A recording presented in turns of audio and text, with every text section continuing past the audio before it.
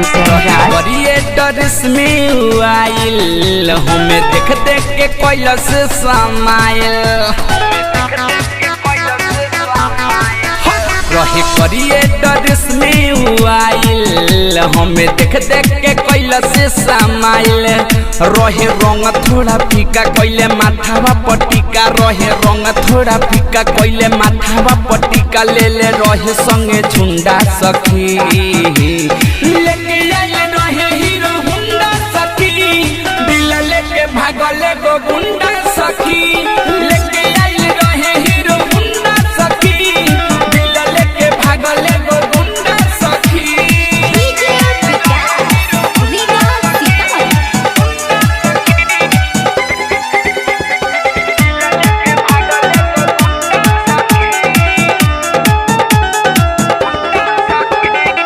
घूमे गईल रहनी बगल के मठ हो हाय हेलो कोई खेला भइले अलगत हो छन में सोझा से गईल बाहट हो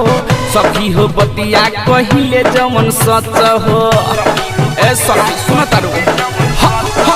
घूमे गईल रहनी बगल के मठ हो हाय हेलो कोई खेला भइले अलगत हो छन में सोझा से गईल बाहट हो सखी हो बतिया कहिले जमन सच हो हम होई गईनी फिदा जब देखाई देला पिज्जा हम होई गईनी फिदा जब देखाई देला पिज्जा मोछा मुंडा सखी लेके आइले रहे हीरो हुंडा सखी दिल लेके भागले गो गुंडा सखी लेके आइले रहे हीरो हुंडा सखी दिल लेके भागले गो गुंडा सखी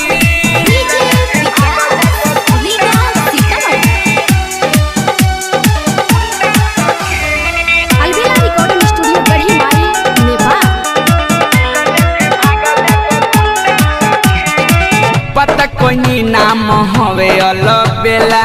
देखेला सखी हो मन तरसेला मिठू मिसाइल सब देखले बखेला सुबह बिनवा खड़ेला झमेला पता कोई नाम हवे अलबेला देखेला सखी हो मन तरसेला मिठू मिसाइल सब देखले बखेला सुबह बिनवा खड़ेला झमेला सखी लागल बड़ी डर हमरा दिल के भीतर सखी लागल बड़ी डर हमरा दिल के भीतर हम कए जगे ढूंढा सखी लेके आइले रहे हीरो हुंडा सखी दिल लेके भागले गो गुंडा सखी लेके आइले रहे हीरो हुंडा सखी दिल लेके भागले गो गुंडा सखी क्रिएटर्स में आइल हमें देख देख के कैलस समाइल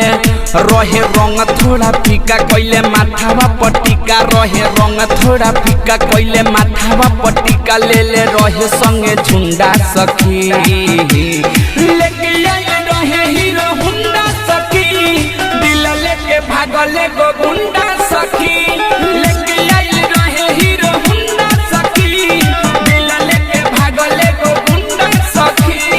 अलबेला रिकॉर्डिंग स्टूडियो गढ़ी माई नेपाल।